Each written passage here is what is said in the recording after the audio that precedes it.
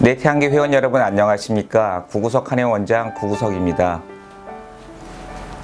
오늘은 여러분께 감기에 대한 이야기를 해보고자 합니다.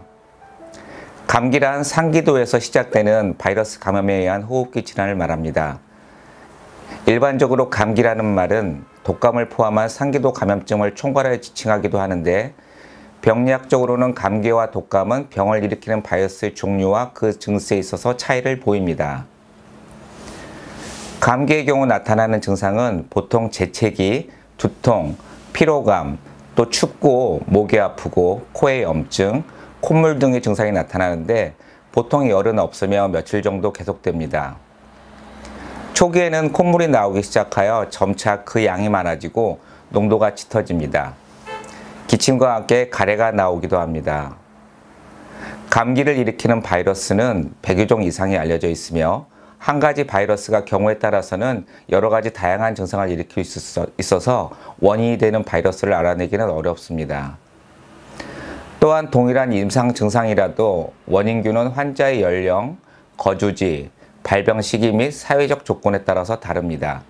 그러나 대개의 경우 적절한 수분 섭취로 증상을 완화시켜주면서 휴식과 안정을 취하게 되면 통상 3, 4일 정도면 증상이 소실되고 저절로 나아지는 질병이기도 합니다.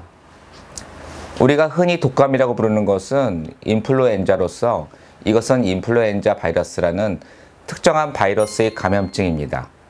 보통 감기와는 달리 고열이 나고 전신 근육통과 쇠약감이 아주 심하다는 특징이 있으며, 무엇보다 2차 감염, 뇌염, 심근염 등의 위중한 합병증 우려가 있으므로 주의를 요합니다.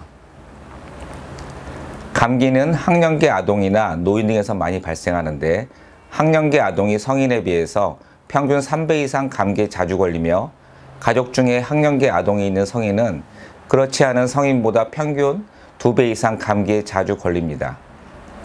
감기 바이러스는 감기 환자의 콧물 속에 가장 농도가 높습니다.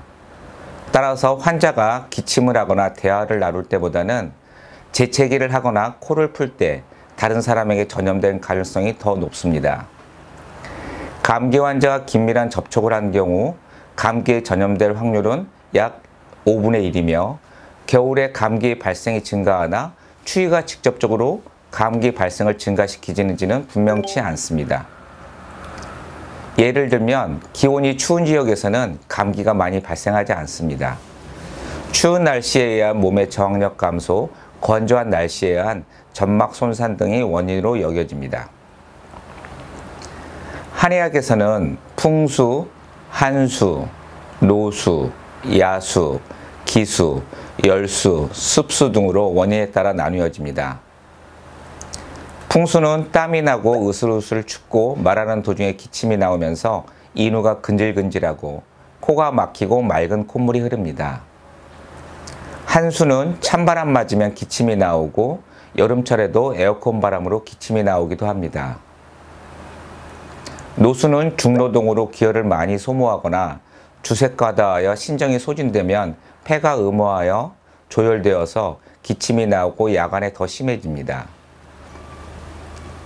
야수는 밤에 기침이 많이 나오는 것으로 신수 부족, 어열, 혈어로 인한 상기도염이 생긴 것으로 밤이 오면 더 심해집니다. 기수는 스트레스를 많이 받아서 열을 받으면 더 기침이 나옵니다.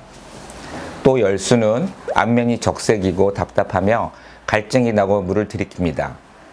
열을 발산하기 위해서 기침을 하고 입이 마르고 입맛이 써서 식사를 잘 못합니다. 습수는 천만하고 기침을 하면 몸이 결리고 무겁고 뼈마디가 답답하고 시리며 아픕니다. 이러한 감기는 원인에 따라서 적절한 처방을 쓰고 절대 안정을 취하면 완쾌되어집니다.